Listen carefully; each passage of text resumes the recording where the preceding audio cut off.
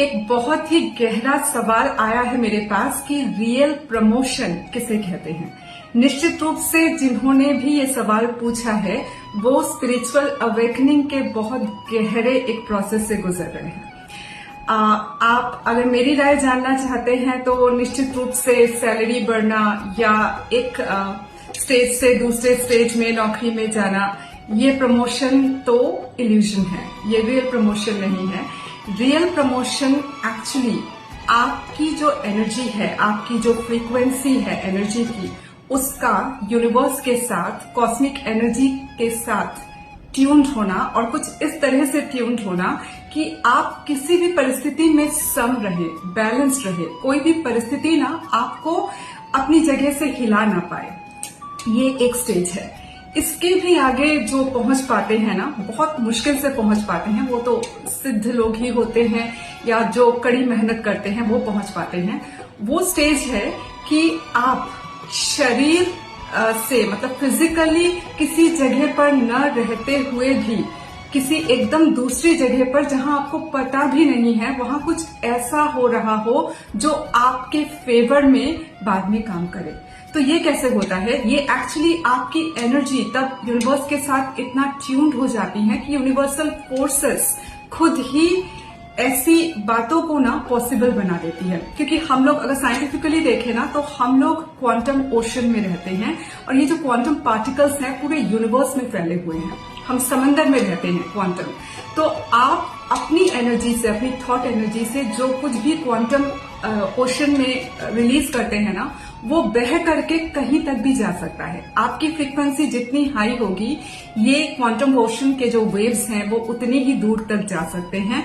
और जब हम भीतर से प्योर होते हैं ना, मतलब हमारी एनर्जी का ट्यून्ड होना यूनिवर्सल एनर्जी से, इसका मतलब ये है कि हमारे भीतर ना जब नेगेटिविटी नहीं होती है, ईर्ष्या नहीं है, बेवजह किसी को परेशान करना, ये सब नहीं है, तो हम लोग धीरे धीरे ना यूनिवर्स के साथ अलाइन होने लगते हैं। तो इस अलाइनमेंट से भीतर एक हल्कापन आता है और ये हल्कापन ही ना एक तरह से सिग्नल होता है कि हम यूनिवर्स के साथ ट्यून्ड हो रहे हैं।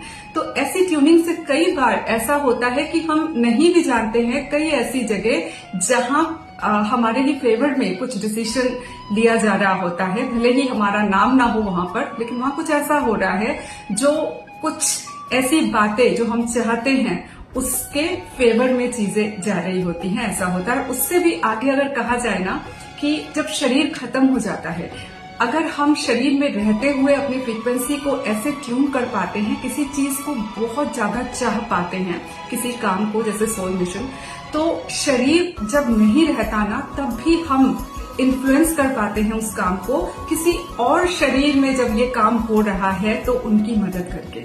ये थोड़ा स्पिरिचुअल लेवल पर जाकर के मैं बात कर रही हूँ। इसका भी कंप्लीट सिस्टम कॉस्मिक वर्ल्ड में काम करता है। ज्ञानकंज का नाम सुना होगा आप लोगों ने, शंग्रीला के नाम से भी जाना जाता है। वहां ये पूरा कंट्रोल सिस्टम वहां से काम करता है। योगी ऋषि मुनि जो है वो इस बारे में जानते हैं। इसका मतलब ये नहीं कि हमने उस लेवल की फ्रीक्वेंसी जो है वो प्राप्त कर ली है इसलिए हम ऐसा कह रहे हैं, नहीं। जो जाना है वो समझा है वही आपके साथ जो है हम शेयर कर रहे हैं। और एक्चुअली क्या है ना, ये काम बहुत ज्यादा साइंटिफिकली होता है। क्वांटम वर्ल्ड को जब हम पहचानने लगते हैं ना तो समझ में आता है कि ये चीजें इम्पॉसिबल नहीं है। आप ही सोचिए ना कि एक इंसान जब तक जिंदा है, मतलब 5 मिनट 10 मिनट पहले भी वो हंस बोल रहा था, फिर अचानक उसका शरीर जब खत्म हो जाता है तो ऐसा क्या डिफरेंस आ गया है उसमें कि 5 मिनट पहले वो जैसा था वो अब ऐसा नहीं है। उसकी जो बॉडी है वो डेड बॉडी कहलाती है, उसको जला दिया जाता है। तो अस्तित्व किस चीज का था? उस बॉडी का कि उस एनर्जी का? एनर्जी का अस्तित्व था। तो ये एनर्जी दिखाई क्यों नहीं दी? जब तक वो शरीर में थी दिख रही थी, महसूस कर पा रहे थे हम उसको, उसकी हरकतों के जरिए, जो भी बॉडी का चलना फिरना, मूवमेंट कहना, इसके जरिए।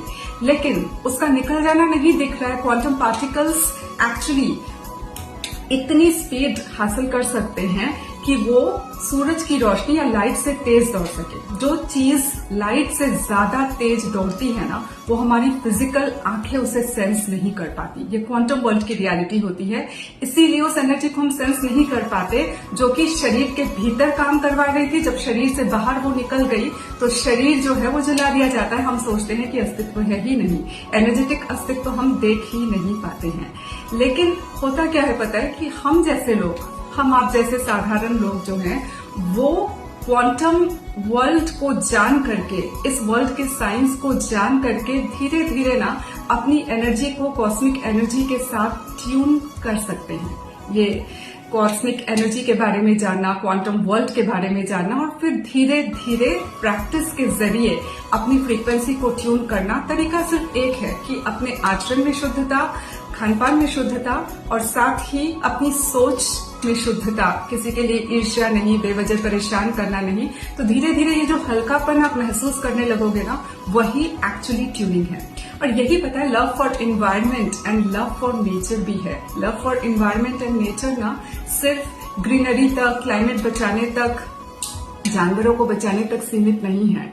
एक्चुअली क्या वाइब्रेशन हम मदर नेचर को दे रहे हैं, ये भी इम्पोर्टेंट है। क्योंकि नेचर तो माँ है ना, वो दौड़ करके कहीं नहीं जा सकती, वो हमको धारण किए हुए है। तो उसके लिए अगर हमारे भीतर प्रेम होगा ना, तो हम वाइब्रेशन के लेवल पर भी उसको कुछ नेगेटिव नहीं दे पाएंगे। तो ये जो लव है ना, वो लव भी कॉस्मिक अवेयरनेस के जरिए क्रिएट हो सकता है। और यही अवेयरनेस है जो हमें यूनिवर्स के साथ ट्यून कर सकती है, हमारी एनर्जी को ट्यून कर सकती है। पहले लेवल में तो हम हल्का महसूस करने लगेंगे और फिर धीरे धीरे ये दिखने लगेगा कि चीजें हमारे फेवर में होने लगी है। लेकिन कैसे हो रही हैं ये समझ में नहीं आएगा, क्योंकि तब कॉस्मिक वर्ल्ड आपके फेवर में अपने आप काम करने लग जाता है। और फिर धीरे धीरे कॉन्शियसनेस लेवल जैसे जैसे ऊपर उठता है, वैसे वैसे हमारा प्रमोशन होता रहता है। तो मेरी नजर में प्रमोशन का मतलब यही है। और इस कोशिश में ही जो है अगर इंसान लगा रहता है ना, तो उसकी लाइफ भी धीरे धीरे बदलने लगती है।